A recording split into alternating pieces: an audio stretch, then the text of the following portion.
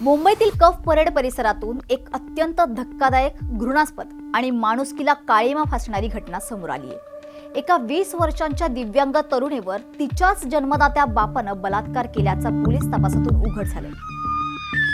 ही तरुणी बोलू शकत नाही, ऐकूही शकत नाही आणि नेमकं याच गोष्टीचा फायदा घेत हा क्रूर प्रकार तिच्यासोबत करण्यात आलाय.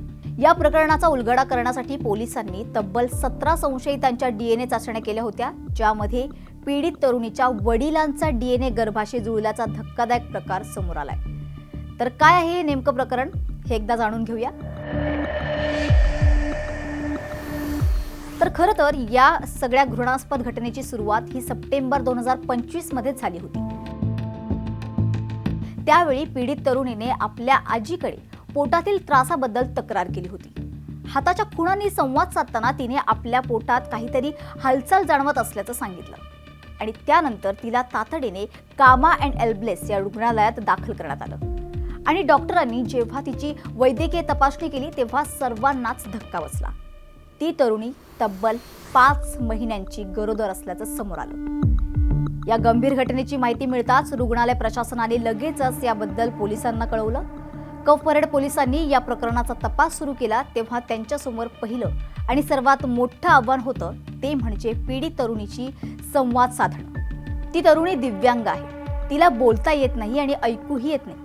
त्यामुळे ती सुरुवातीला जबाब द्यायला तयार नव्हती, म्हणून पोलिसांना तपासात अडचणी येत होत्या.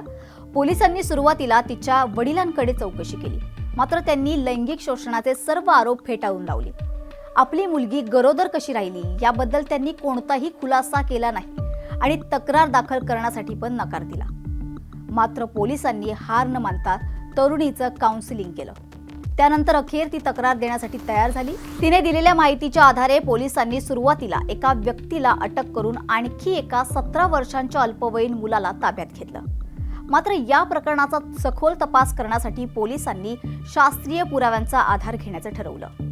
पोलिसांनी वडिलांसह एकूण 17 संशयितांचे डीएनए आणि रक्ताचे नमुने गोळा केले.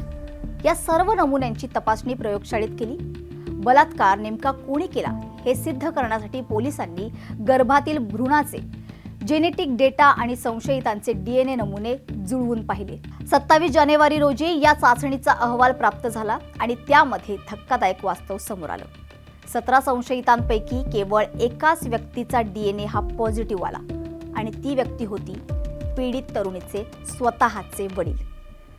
पोलिसांनी दिलेल्या माहितीनुसार मार्च 2025 ते 21 सप्टेंबर 2025 या कालावधीत हा अत्याचार झाला होता.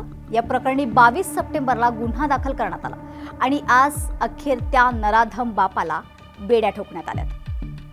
कफ परेड एका मोठ्या मेट्रोपॉलिटन सिटी म्हणून ओळखल्या जाणाऱ्या मुंबईतील एक हायली सोफिस्टिकेटेड एरिया, जिथे अशा प्रकारे सुन्न करणारी घटना घडते.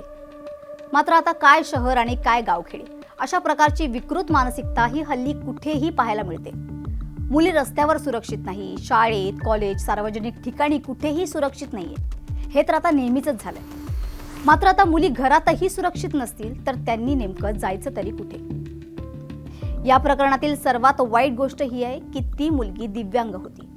तिच्यावर हा अत्याचार होताना ती मदतीसाठी आक्रोशही करू शकत नव्हती.